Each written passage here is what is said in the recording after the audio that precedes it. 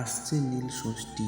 জানুন কেন এই ব্রতের নাম নীল পুজো, কেন এদিন শিবের আরাধনা করা হয়।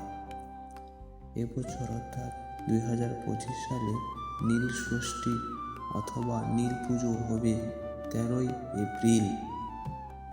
গ্রাম বাংলায় ষষ্ঠী তিথিতে উর্বরা শক্তির দেবী ষষ্ঠীর আরাধনা করার প্রথা আছে।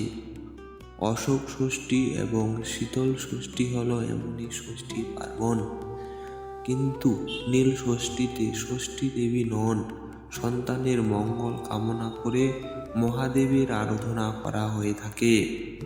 কেন নীল ষষ্ঠীতে শিবের পূজা হয় তা জেনে নিই। প্রচলিত কাহিনী অনুসারে পিতা দক্ষের আয়োজিত যজ্ঞে স্বামী মহাদেবের অপমান সহ্য করতে না পেরে আগুনে আত্মাহুতি দিয়েছিলেন শিবের পত্নী সতী। তারপর নীলধ্বজ রাজার ঘরে আবার জন্ম নেন তিনি। সেই জন্মে তার নাম হয় নীলাবতী। এই কন্যার সঙ্গে শিবের বিয়ে দেন রাজা নীলধ্বজ, অর্থাৎ দেবী পার্বতীর আরেক নাম হল নীলাবতী। গ্রাম বাংলার প্রচলিত কাহিনী অনুসারে চৈত্র সংক্রান্তির আগের দিন বিয়ে হয়েছিল মহাদেব ও নীলাবতীর।